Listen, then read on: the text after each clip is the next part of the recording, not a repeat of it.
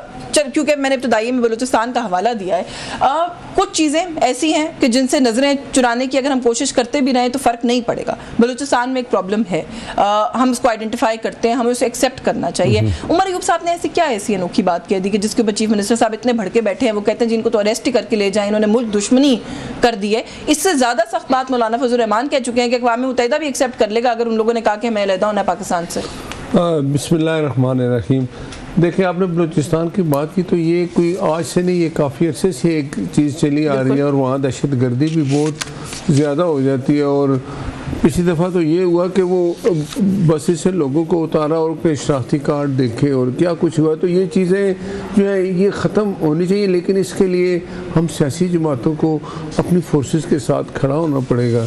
और इस तरह के जो बयानात आप कह रहे हैं उमर अयूब साहब ने दिए, ये वक्त नहीं है ऐसी बातें करने का। हमने लोगों को इकट्ठा करना है, जोड़ना है। फोर्सेस की हम ताकत है ना, अवाम ताकत है अपनी फोर्सेस की, हम उनके पीछे खड़े हो कि वो हमारे लिए अपनी जानें कुर्बान कर रहे हैं। कितने आर्मी के जो जवान हैं वो शहीद हुए हैं। फोर्सेस को टारगेट तो नहीं किया उमर अयूब साहब ने? नहीं, उन्होंने जो बात है की ना, मैं एक बात करता हूँ कि ऐसे मौके पे ऐसी बात नहीं करनी चाहिए ना कि हालात तो हमारे आपके सामने, KPK में क्या हालत है। हम चाहते हैं कि वहाँ भी दहशत गर्दी कितनी हो रही है, वो उस जगह कराकोरम क्या जगह वहाँ तो कोरम एजेंसी, वहाँ अभी तक तो वो जो कहते हैं ना कि फूड भी वहाँ जाना मुश्किल हो गया है। तो आप ये भी सोचिए, फिर आप कहेंगे मैं क्या सियासी बात करने लगा हूँ।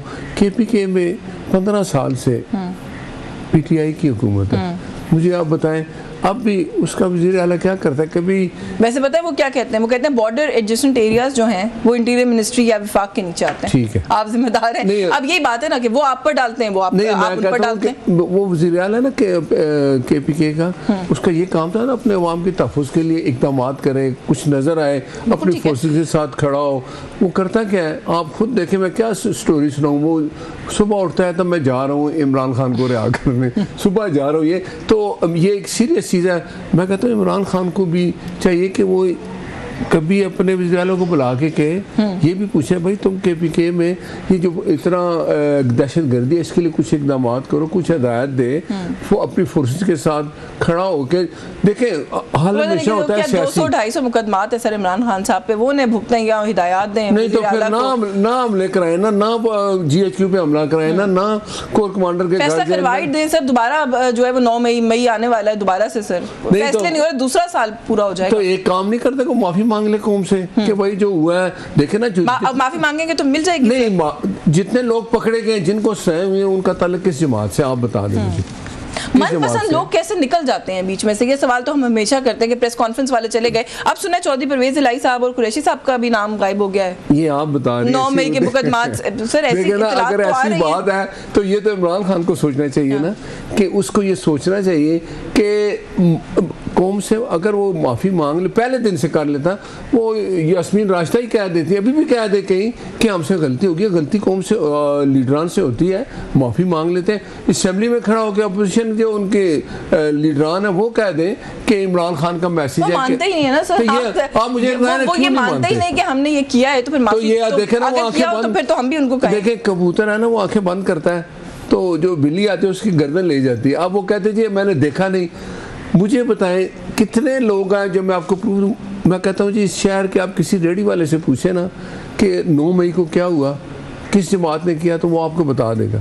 तो मैं इस चीज़ पे ज़्यादा नहीं जाता, वक्त गुजर गया, लोगों को सुनाए नहीं, लोगों ने माफ़ी मांग ली और उस इदारे के सरबराह ने कई लोगों को माफ मुझे एक ब्रेक लेनी है सर, लेकिन ब्रेक से पहले क्योंकि बलूचिस्तान से हमने बात का आगाज़ किया था सर, वहाँ पर बैठे हुए अपनी बलोच की आदत जो है वो ये कहती है कि अब वहाँ पर दोस्त और दुश्मन का फ़र्क करना मुश्किल हो गया, ऐसे बुरे हालात हो गए। देखिए मैं फिर वही सवाल करूंगी, लीडर ऑफ द ऑपोजिशन है कौमी असेंबली में सर, अगर वो किसी इशू की तरफ इशारा कर रहे हैं, गिरफ्तारी क्यों करवानी है उनकी? नहीं, उनकी देखें अपोजिशन का काम होता है ना ऐसी चीज़ों पे तवज्जो दिलाएं। तो दिलाइए तो अच्छा अच्छी बात है ना। देखिए मैं कहता हूँ वज़ीर आला बलूचिस्तान है, उनका भी ये काम है कि देखिए वही आप लोगों से बात करेंगे ना, अवाम से बात करेंगे, अपनी फोर्सेस तो वहाँ उन लोगों से लड़नी है जो दहशत गर्दी करते हैं। और वो लोग नहीं, लेकिन इसमें डर्टी पॉलिटिक्स कैसे है? देखे ना, वो डर्टी पॉलिटिक्स कर रहे हैं। नहीं देखे ना, मैंने फिर ये कहा ना कि ऐसे मौके पे अच्छी बात करनी चाहिए, हमें लोगों को जोड़ना चाहिए। अब मुझे बताएं वो लोग जो फोर्सेस पे हमला करते हैं वो पाकिस्तानी नहीं है, मैं तो कहता हूँ अपना कोई पाकिस्तानी अपनी फोर्सेस पे हमला करता है, ये वो लोग हैं, पीछे इसके राह है, हिंदुस्तान है।